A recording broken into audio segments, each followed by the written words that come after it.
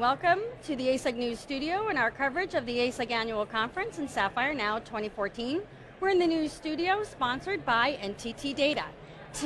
Today, I'm here with Tracey with SAP's Chief Talent Officer. I love that title. Hi. So I understand that you've been in this role for about a year. Yes. A little more than a year, Just actually. over a year, yes.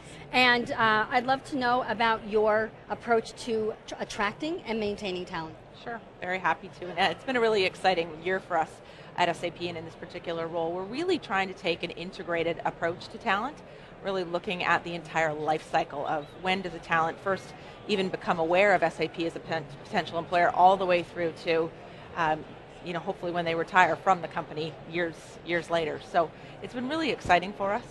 We really believe in the importance of helping the world run better. And our talent strategy ties right into that, and how do we help each individual come and really find their purpose and their passion at SAP to really enable our business strategy. I love that SAP calls it everyone is a talent. Tell me a little bit about what that comes, where that comes from. Absolutely. So we really truly do believe that every individual brings a unique talent to the workplace, and that it's really our responsibility then to help every employee to maximize that potential.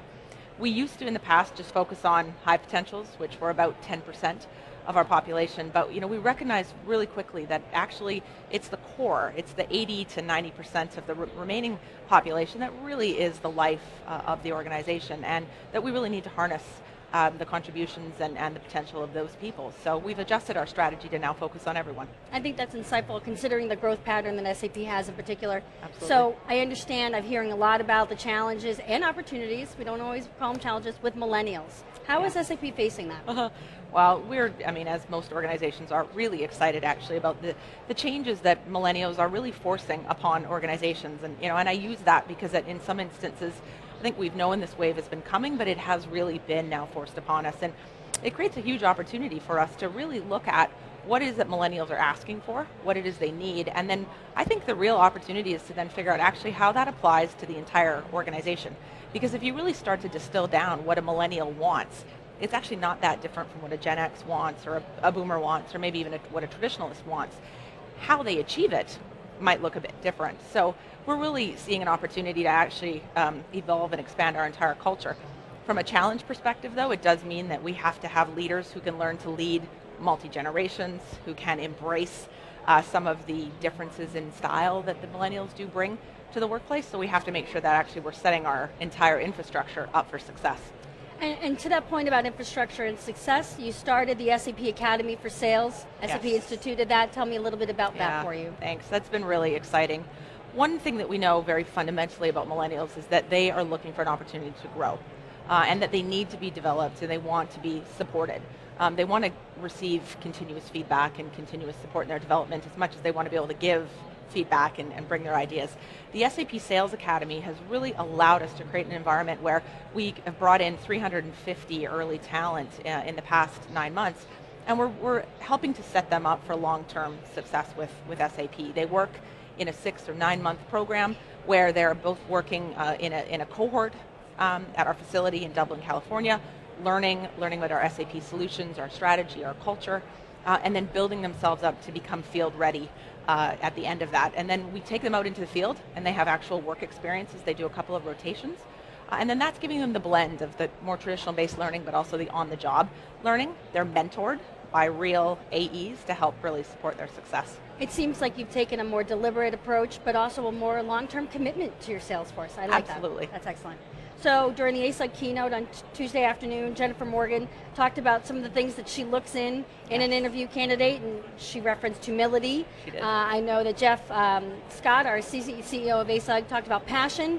What are you looking for? Yeah, that was just a fantastic message that Jennifer brought, and it really resonated with the crowd. And I think it really signals how the competencies, the capabilities, and ultimately the behaviors that we're looking for in employees and in talent today are really starting to shift. It's moving away from technical skills to things that are really going to drive the emotional intelligence. Looking at things for me like people who are highly collaborative. We know particularly with millennials, they love to collaborate in a social environment. So how do they bring that into the workplace? Optimism. I really am looking for someone who is passionate and they love what they do, and they bring that energy and that optimism to the workplace. agility. I really truly believe you've got to be agile and actually seek opportunity and embrace that. And then also creativity.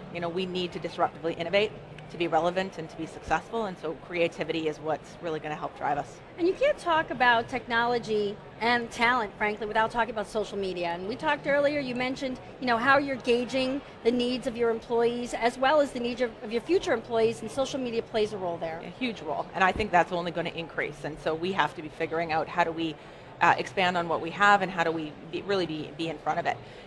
In terms of gauging where the population is at, we do the traditional things. We do have an annual employee survey, and that does give us a lot of meaningful data.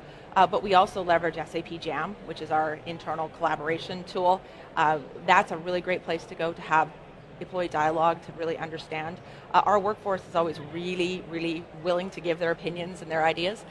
So we have a number of streams that we monitor and we respond to and we engage with. And then externally, we're also looking at what are employees saying about us outside of the workplace, whether it's through things like our Facebook site or it's leveraging Glassdoor. So we continue to monitor what current employees think and what prospective employees are hearing and thinking about SAP. You talk about perspective, I think of culture. Yes. And I know culture is not easy when you're as large as SAP. How are you challenged? Well, I think that we are a 42, 43-year-old company, and we have a deep, rich, long-standing culture that's evolved over time and needs to continue to evolve. One of the additional challenges I think that we are facing is the fact that our workplace is becoming very flexible. And so with that, you don't have individuals coming into an office necessarily every day in a traditional team format where you get a real sense of the culture and you can build in a positive way. So, again, I'm going to go back to this idea of leadership, and really strong leaders who are very focused in on having a clear vision for the team, helping every individual make sure they're very aligned in their goals and their efforts, and that they're continually getting feedback on how they're doing so that they're growing. And, if we can continue that two-way dialogue, making employees feel connected even when they might be working remotely, I think we can build a really strong culture. And I love what you said about leadership, because I think that's so essential to keeping an employee if they have strong leaders, and from a professional growth perspective, knowing you have a path ahead of you. Yes. So our last question, and I could talk about this for 2 more hours, and unfortunately we only have a couple more minutes. Tell me some advice you'd give to someone who is trying to build a growth plan, a map, a path for themselves. Mm-hmm. Any advice? Absolutely. Clearly, you have to be very, very clear about what are you passionate about. My personal mantra is if you don't love it, don't do it. So really understanding what are your passions and what are the passions that you want to bring to the workplace. There's such a blend now between your personal life and your professional that people are looking for that ability to do what they love at work. So what is your purpose? Then the second step for me is really understanding what are your talents, what are your strengths that you have, because that's what we want to optimize. It was Marcus Buckingham that said, really, leverage your strengths, and we truly believe that. Once you understand your passions and your talents, then there's a responsibility for the organization to help you find the opportunity that marries those two things together, because that's where I think you achieve what I call your career sweet spot. You've got the best opportunity for performance and for personal fulfillment. I'm glad you said that. I was in play with SAP for many years. I took the Marcus Buckingham test. Yes. I did Strengths Finder, and I never knew what I knew about myself until I took that test, and it really helped give me some focus. I think that's great advice. Great. Super. Thank you for joining us today.